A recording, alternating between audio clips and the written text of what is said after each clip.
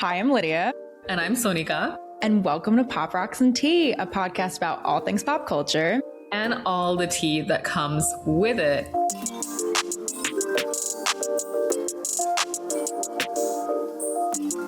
I know you guys have not seen us, heard us in a while. Listen, there was a lot happening, okay? We needed to take a breather. We needed to get our shit together. By saying we, mostly it's me, but... I mean, hey, listen, I think Q1 of 2026 was rough on everybody. Like, there was a period of time where, like, all of my friends and I were like, are we all collectively okay? Like, why are we all going through it right now? We've made it to the other side.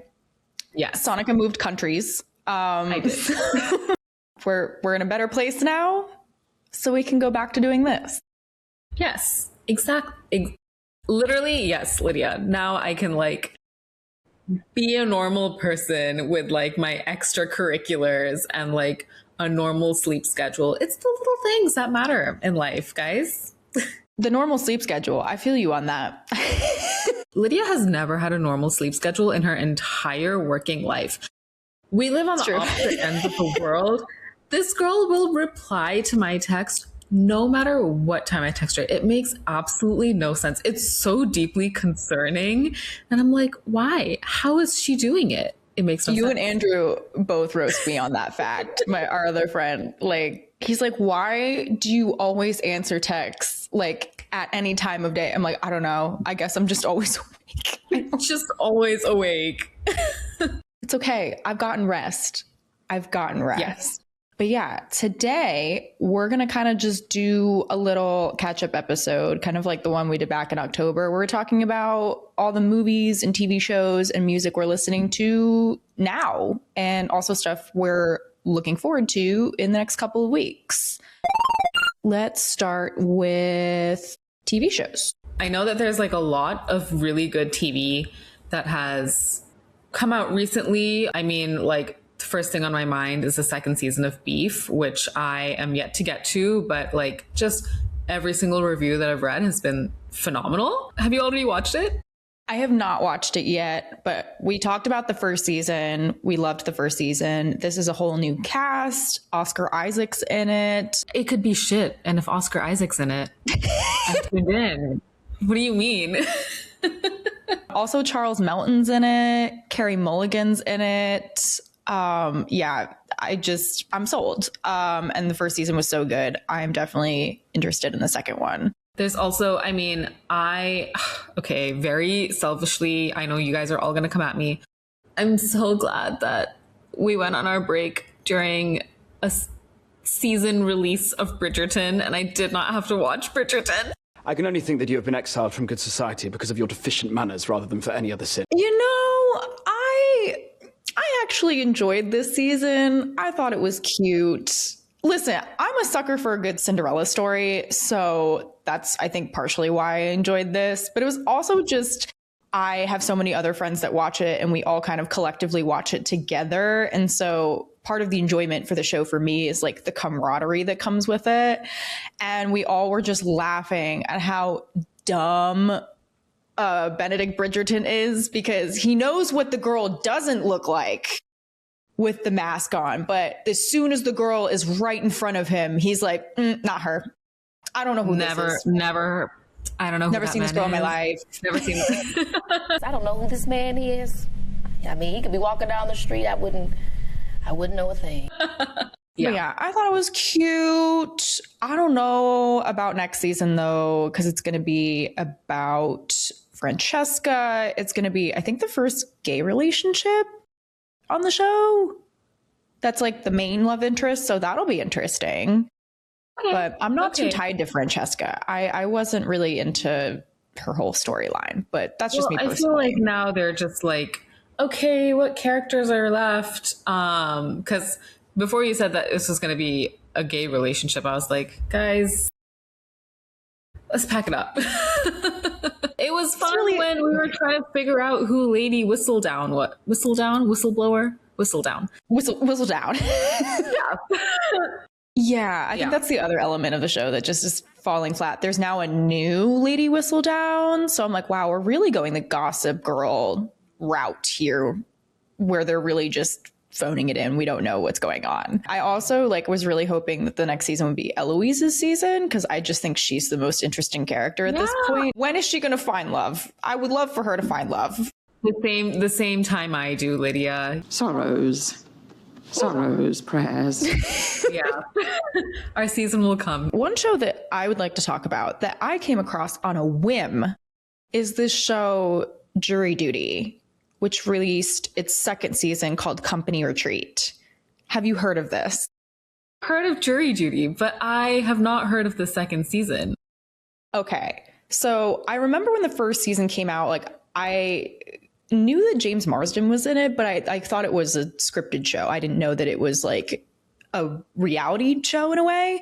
But the second season, there's no famous people in it. And the premise is they created this fake company, and the company is having a retreat. And there are a bunch of actors that play the employees of the company, but they hire one real guy. And the real guy thinks that it's all real. So he gets hired to be an assistant for the HR manager. And the whole shtick of the show is they're just trying to fuck with this one dude and trick him into joining this company and all the shenanigans that that's ensue. Incredible. It is so well done. And I thought that it was just all one big improv show. They're just making it up as they go. No, they script out the storyline. The actors actually rehearse. They have months of setting up the set and coming up with different scenarios of what if our hero does this? What if he does that? How are we going to react to that? We don't know what this person's going to do.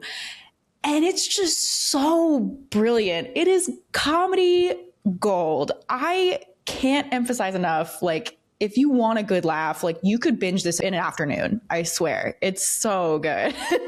Okay. Yeah, I'm going to add that to my list because that sounds great. That's reverse Imposter. Yeah. Yeah.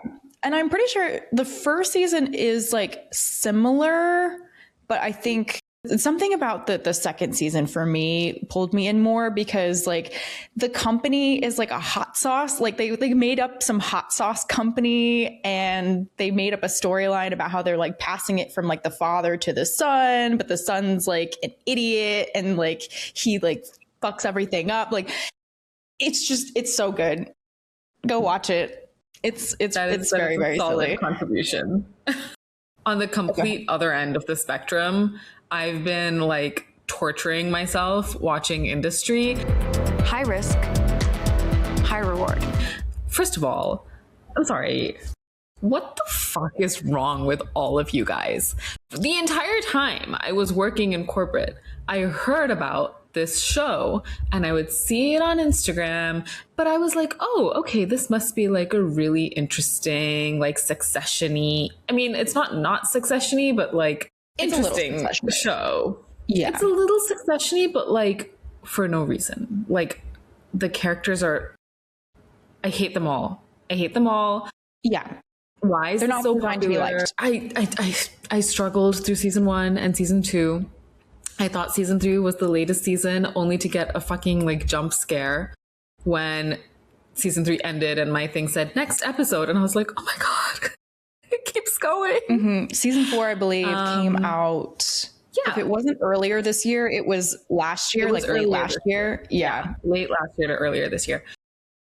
I also know what the ending kind of is because I saw every single outlet write about how they it was Industry took a turn for Epstein-esque whatever or something.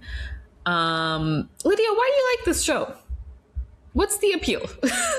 There's just something about first of all, the aesthetic of the show. Yes, it is kind of Succession, but it's also not. It kind of has that EDM-y type music and more of the electronic type music that just kind of pulls you in. And there's just something about anti-heroes for me. They're all terrible people that do terrible things, But what kept me going was like, I was like, how are they going to get themselves out of this situation? And then also, what situation are they going to get themselves into next? And you want them to be good people. You really do. Like, you want them to turn it all around. And they usually don't. But you're kind of hanging on the edge of your seat. Like, how are they going to get themselves out of this? And I just think the acting is also really good.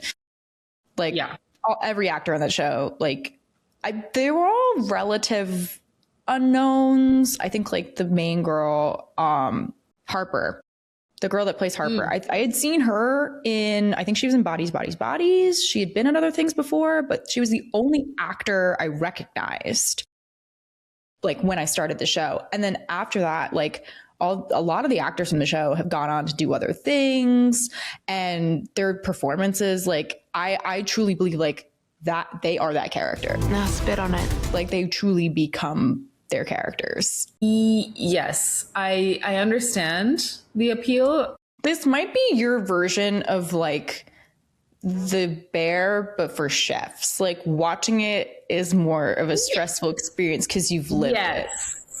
Yes, that's a good way to put it. I can see how that would transpire for people who work in corporate.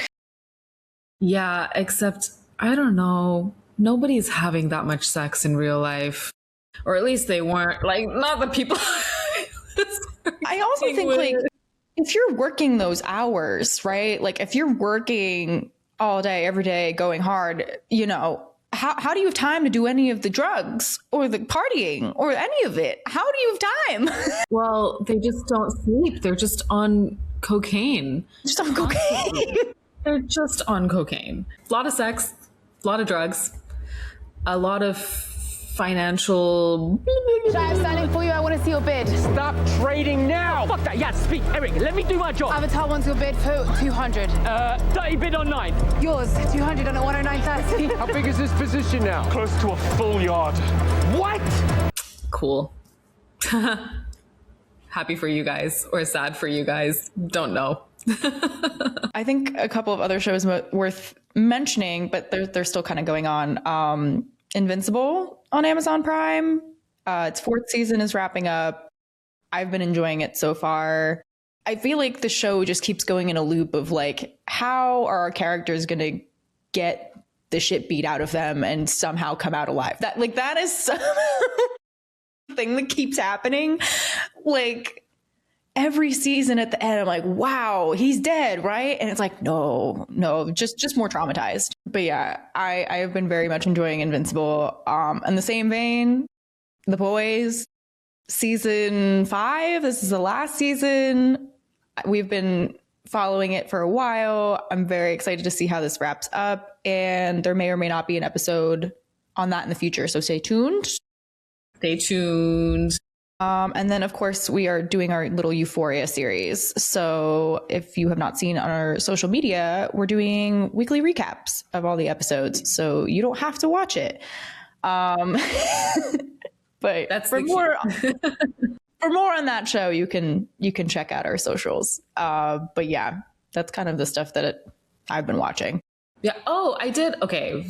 Honorary mention is I watched Bait on Amazon Prime, which stars and I believe is produced by Riz Ahmed, which was a really good little like mini series show, which is basically about like this guy, Riz Ahmed, who is this like guy who's trying to be an actor, and he fakes that he could, or not fakes, but like kind of like tries to, I guess, become the next James Bond, like positions himself as the person who's going to be the next James Bond. But it's like a lot of like internal character struggle and friendship dynamics. And of course, all like very well fleshed out in like the Pakistani Muslim cultural context. James Bond is white.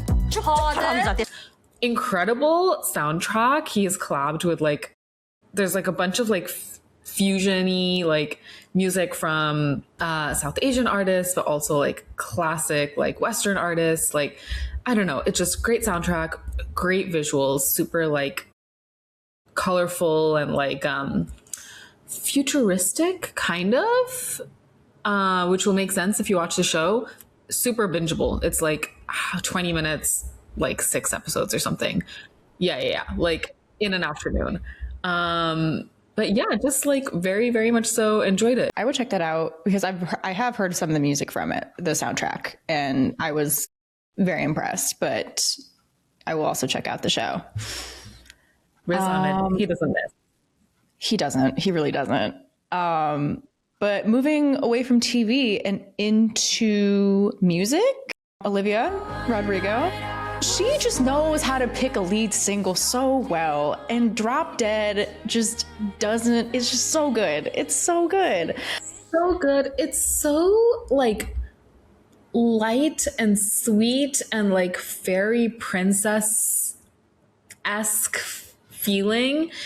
And there's just something like where it feels so like, even though obviously it's about a guy, but it feels very like girlhoody. Yes. And I also think that comes through with all the very like Sofia Coppola inspired like music videos and like previews that she's done. Like there's a lot of references to her movies, which I think is really clever. And especially with like being filmed in Versailles, like the fact that she was able to nail that, like that is so cool. Go check out the music video.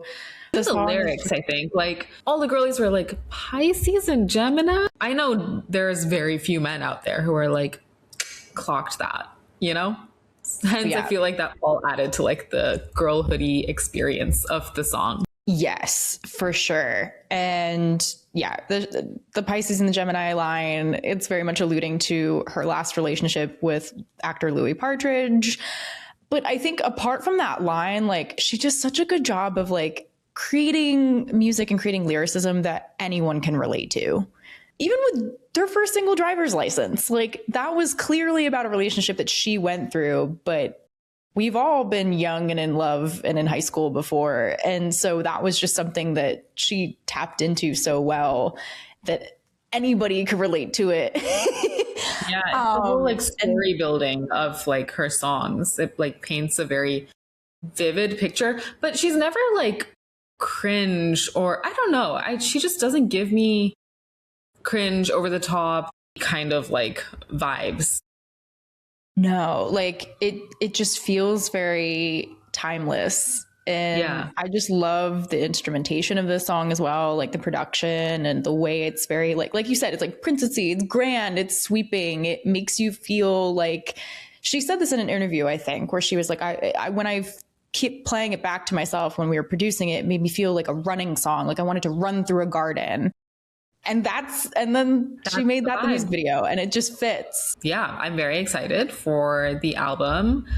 Don't really know how to like mentally and emotionally prepare for it, given that this is the single that she's dropped so far, but we'll see. The album comes out June 12th. It's called You Seem Pretty Sad for a Girl So in Love. And she said that this is like the first chapter in a journey.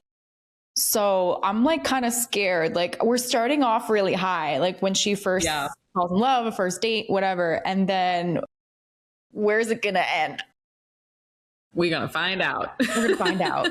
You guys liked our Guts episode a lot. So if you want us to do another album review, we'll be here. We'll be here. What else has been happening in music? Coachella. Bieberchella. I absolutely loved that he brought out Billie Eilish for One Less Lonely Girl during weekend 2. That I think like I just have a parasocial relationship with these people, right? But when I saw that, I like that made my heart melt, considering how huge of a fan Billie Eilish is of him and has been vocal about it for years. I don't know. I really was feeling the Bieber fever. I loved Justin Bieber, of course, growing up. As did I. I don't know. It was such a like nostalgic, wholesome, global like bonding moment. I feel like I like was listening to his songs for like the next 3 or 4 days, like nonstop. And like reels would come up of like songs that he performed that I'm like, oh my God, I forgot about that song. Oh my God, that song is also really good.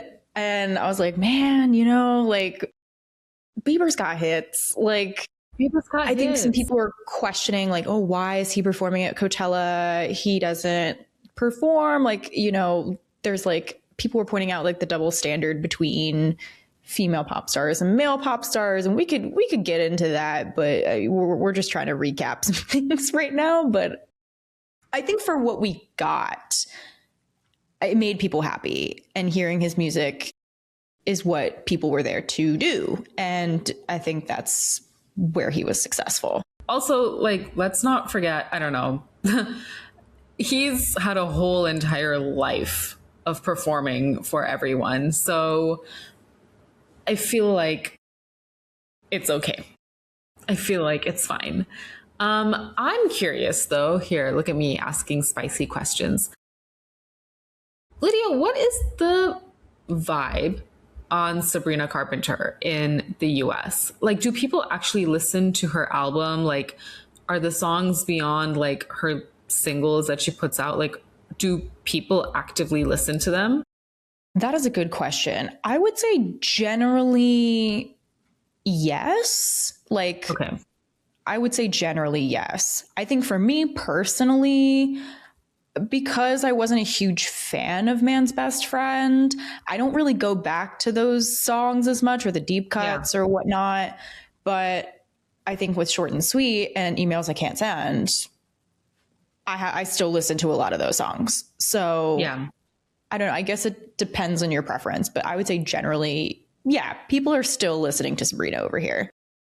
Okay. Because yeah, I didn't like Man's Best Friend either. So I don't really listen to that album, which is part of my whole thing. I was like, Sabrina's got a lot to go through. She's done a lot, but you know, let's not compare her to Justin Bieber. It's different. Yeah. I did think her performance was very good. I thought it was cool that she brought out Madonna. Yeah. Like that. I loved really cool. the whole Cars setup as well, with like the water spurting out of the car. Production value was incredible. Mm-hmm. Pink Panthers was pretty good from whatever I saw online. Yes. The mic was on, which I love. Yeah. And I think she bought Zara Larsson on for the second weekend. Yeah. She did, because, and that transitions to the next thing I wanted to mention was Zara Larsson is she's releasing the deluxe version of Midnight Sun, which is called Girls Trip. And the whole concept, it's like all remixed versions of the original songs with all female collaborations. So Pink Panthers will be one of them. Like, she's confirmed to be on the Midnight Sun remix. There's also, you know, rumors that Tyla's going to be on it. They put out that song. I've forgotten the name. I wasn't a huge fan of it. Me neither. I'm sorry. I wasn't a huge fan of that song. I thought it was fine. I had really high hopes because everyone was like, oh my gosh, it's going to be the Beautiful Liar of this generation. The song is called She Did It Again, with Tyla featuring Zara Larsson. It was cute. It's no Beautiful Liar. I don't think that was a fair comparison to make. But yeah, I'm excited for the remix album. I did get the privilege of seeing Zara live a couple of weeks ago, and that was a treat.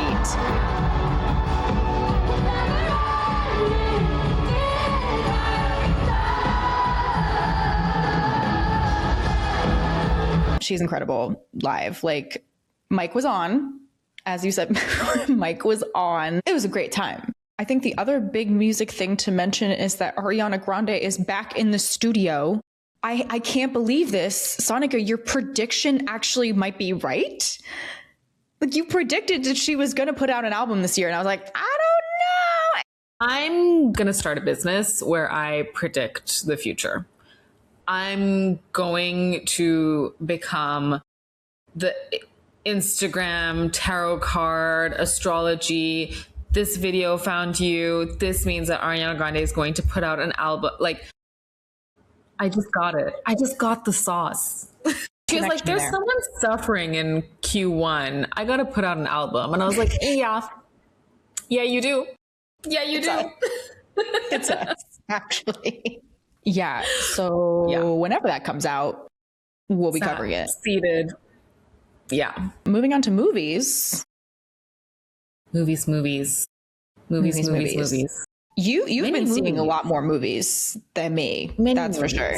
I watched what I watched. I watched Project Hail Mary. I watched the drama. Both of those reviews are on our socials, so you should go check it out. But yeah, I feel like this is going to be a pretty big year for movie. Like, it already has been. Project Hail Mary has been like really big, really popular. The drama, what has like the reception been of the drama over in the US of A? Generally been pretty positive by critics, but I think it's a mixed bag with audiences, which I would have expected that. Yeah. Given the subject matter. Of course, we have Devil Wears Prada 2 coming out next month. We have Dune 3. Yes. Dune Messiah comes out, I believe, in December. We have a Spider-Man movie. That and Spider-Man and also The Odyssey are on my list for this summer. I think. Oh, so you're just watching Zendaya all year long. Yeah. Yeah, she's booked and busy. I feel like Zendaya, she goes through like, she'll have like a year off and then she'll be in everything. And then she'll have like a year off and then she's in everything. She really is. She's what? The drama, Euphoria, Dune, The Odyssey, Spider-Man. That's 5 things. She's like, I must stay on the grind. Gotta lock in. Yeah. I respect the hustle. I really do. So yeah, those movies are going to come out later this year. The other movie that's kind of on my radar is the Michael Jackson biopic. Oh, yeah. It comes out April 24th. It looks interesting to me. It stars, I believe, his nephew. I think it's his nephew. Okay. And looks like a dead ringer to him. Like they really do look identical.